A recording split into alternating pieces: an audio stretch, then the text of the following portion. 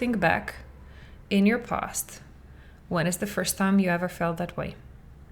And I'm not talking about some nasty colleagues at work or some dramatic situations when you were teenagers and you were getting, like, you were a victim of bullying, or there were some fights, some emotional verbal abuse from people who didn't like you, some haters or anything.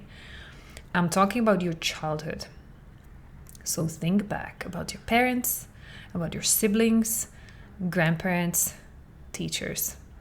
What was going on? Okay. And sometimes people start having flashbacks as I keep asking these questions. And sometimes people go blank. And they tell me either, I don't remember anything about my childhood, nothing like this, or I had a happy childhood. What are you talking about? My parents never yelled at me. And so I'm not traumatized. I had a perfect childhood, so I have no idea what you're talking about.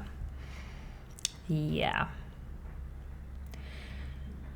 I just had I think last week, I had an assessment call with one dad who came to his assessment session with me. Like, that's the first step if you're interested in joining the Zen Supermom or Superdad program, is having a free assessment call with me so that I can help you see, I can help understand what is it that happened. I do this diagnostics a little bit to see if we can really help you, yeah? And so he came to the call and he opened with that. He started saying, well, my parents didn't yell at me. I yell, but my biggest problem is I become emotionally numb and I have no idea where that's coming from because I had a happy childhood. So kind of like, now do your magic. So I did.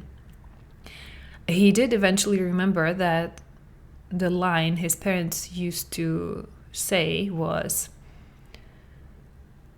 calm down or you will go outside. That was it. And they said that without yelling. And it did happen several times that he had to go outside. So not just like behind the door, but he had to go outside to the garden, out of the house.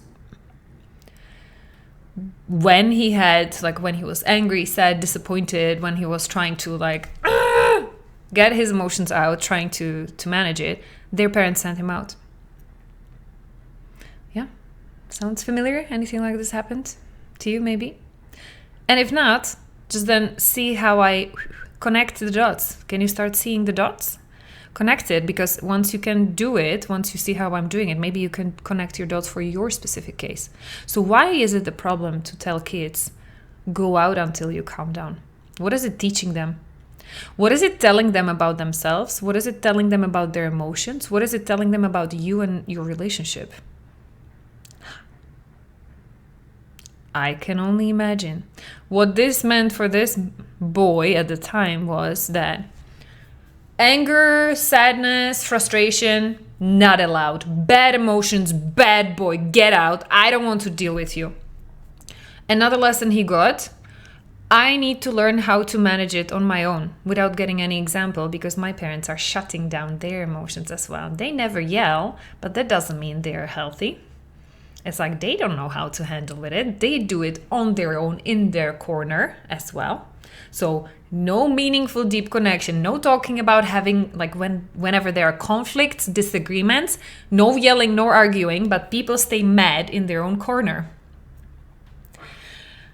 And my dear son, you're not lovable. Like, very conditional love. You are not lovable. You don't deserve my attention until and unless you calm down on your own. So get out. So all of these messages not only didn't help him see healthy patterns of like how he should manage his emotions, nobody helped him feel, like, make him feel heard and seen and understood. Like, there were some big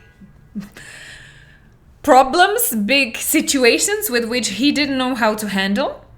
So not only he didn't understand, he didn't get any support through managing that situation, talking through it, what happened, why he was upset, or none of that. Like, you're on your own.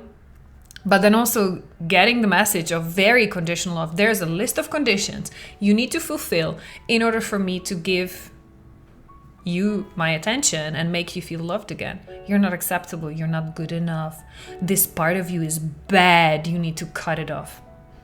Well, congratulations. This is, dear parents, you just created for this little boy who's now a grown-up man doing exactly the same thing to his kids. You created in him generational developmental trauma.